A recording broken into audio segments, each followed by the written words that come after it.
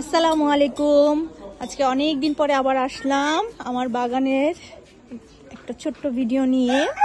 আজকে এসে দেখলাম বাগানের ঢুকতেই খুব ভালো লাগলো। বাগানে অনেক কিছু নতুন এসেছে। শুরুতে ঢুকতেই আমার বড়ই গাছটায় বেশ ফলন এসেছে। মাশাল্লাহ মাশাল্লাহ, প্লিজ সবাই বলবেন মাশাল্লাহ। এই দেখেন অনেক ফলন এসেছে, অনেক মাশাল্লাহ। পেয়ারা গাছে পেয়ারা হয়েছে, এই যে বেশ খানিকটা বড় হয়ে আসছে। এবং আজকের বাগানের সবচেয়ে খুশি করার মতো আকর্ষণ হচ্ছে আমার পেঁপে গাছের পেঁপে। দেখেন মাশাল্লাহ মাশাল্লাহ, কি সুন্দর কালার আসছে। আমি এর আগে একটা ছোট ভিডিও দিয়েছিলাম আমার গাছের পেঁপেটা দেখতে কেমন হয়েছে, এবং খেতেও বেশ ভালো সুস্বাদু ছিল। পাশে আরেকটা পেঁপে গাছও বড় হয়েছে, কিন্তু এই গাছটা এখনো ফুল হয়েছে অনেক, কিন্তু ফল ধরছে না, বুঝতে পারছি না। তবে পেঁপেটা দেখে একদম মন জুড়িয়ে গেছে। আরও অনেক ফলন এসেছে এবং পেয়ারা হয়েছে, আমড়া হয়েছে।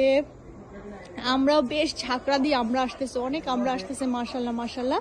এবং বেশ কিছু আমরা অনেক বড় হয়েছে, খাওয়ার প্রায় উপযুক্ত হয়ে যাচ্ছে।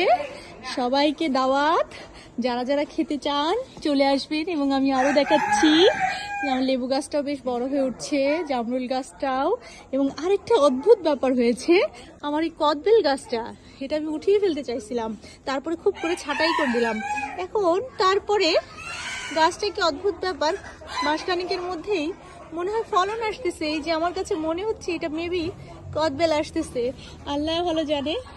বেশ ভালো লাগতেছে। আজকে আরো অনেক কিছু নেব। এবং আমার এই যে মরিচ গাছে অনেক মরিচ এসেছে মাশাল্লাহ মাশাল্লাহ, এই যে দেখতেই পাচ্ছেন মাশাল্লাহ মাশাল্লাহ অনেক মরিচ।